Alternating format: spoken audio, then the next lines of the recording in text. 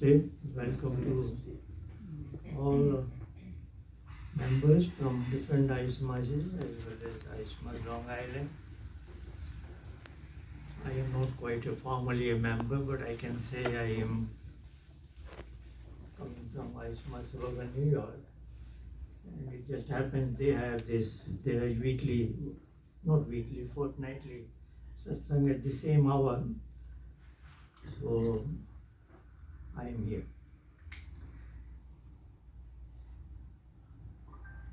This whole thing started with the Indian Prime Minister Modi's event in Delhi, 12th February. They have chosen 12th February by Western calendar as the date symbolizing Maharishi Dayanand's birth and 1824. So starting with 1823, 1 year is dedicated to the memory of Maharishi Dayanand.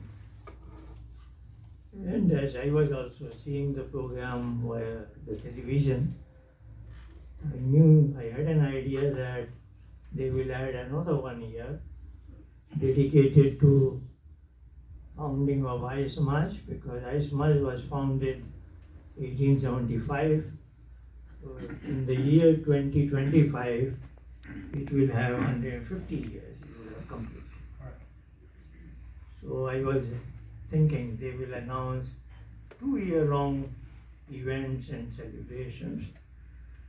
I think they are still working on, but one thing I learned is they have announced 3 years celebration. What is the 3rd year? They said Swami Shraddhanand, he was, as you know, he was killed by Abdul Rashid, became Shaheed, Balidani, Hutatma we say. Hutatma is as if he gave ahuti of his own thing for the well-being of the nation and our Vedic culture. So that event took place 1926.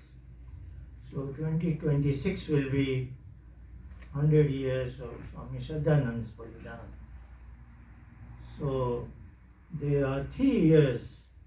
So we are here for 3-year-long celebrations, celebrating life of Maharishi Dayanand, that of Samaj and Swami Shraddhanand also. So I congratulate our leaders of Jai State Samaj. They have come up with a good idea. I think by rotation at all Samajes, we can have wonderful events, well coordinated, so that people from all other Samajes can also come and celebrate. So first year may be dedicated to the life of Maharishi Dayanand, second year to the message of Samaj, and third year to the life of Swami Shraddhanand. And also we can talk, nothing is left out of these 3 great organizations and personalities. So Swami Maharishi Dayanand, of course, if you have seen some of his very old photographs, he was called as Param Vedodharak. Of course, we can have a long list of his contribution for social upliftment and many reforms, etc., etc. But his primary contribution is that the Vedas in words were still alive. Pandits were reciting those mantras in the temples and other places, but the life was not inspired by what the Vedas or Ved mantras were saying. And even the meanings of the Ved mantras was slightly distorted, because that was not taken from the classical sources. As we know, the Ved mantras are in Sanskrit, you can say, but the right interpretation is Sanskrit is coming from the Vedas. It's not that Sanskrit came first and Vedas later. It's not like that. That is true for Gita. Sanskrit language was there and Gita was written in Sanskrit. Good. But as far as Vedas are concerned, Vedas came first, Sanskrit came out of Vedas, come from. So of course, Sanskrit is a subset of the Vedic language.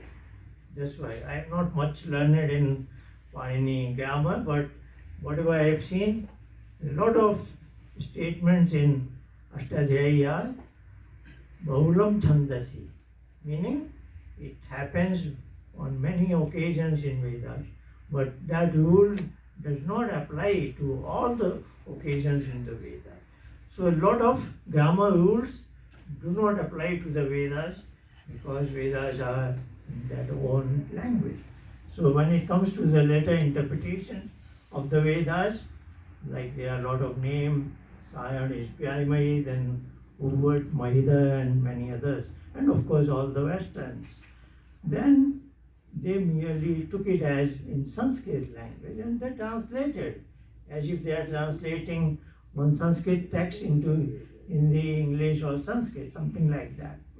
But Maharishi Dayanand went back to the classical era when besides Vyakran, besides grammar, the help was taken of what is called Niyukta, that is etymology. So that is a philosophy that all the words in the Vedas are from roots, and there are about 2000 roots. 2000 roots with different kind of pratyaya, which is called suffix, gives rise to billions of words in Sanskrit language, and that's how the Vedic language is derived from. So what is this etymology Niyukt? So there is, of course, just like in grammar, there is a very old tradition. A lot of things are lost, but we still have one tradition called Panini grammar, isn't it? Somehow one thing is preserved and that is enough to guide us. Similarly in Niyukt, one is even prevalent, is still existing, that is from Yask. So Yask wrote a book, it is called Nighantu, and then he writes a commentary on it in Niyukt, and Dayanand took heavily the help of Nighantu and Niyukt in translating or in interpreting the Vedas, which otherwise was lost. That is his primary contribution, and that's why we in Samaj celebrate his life. All of us know a lot of Ved mantras, particularly what comes in Sandhya and Havan, etc. And we know the meanings also, many of them. So this is what all this message we have to percolate down to all the others in the community, and otherwise, because Vedas are the root of our culture. If we miss out the root, then there is nothing is going to be left. So I am very happy to be here this afternoon. Thank you all very much. Dr. Harishji have written many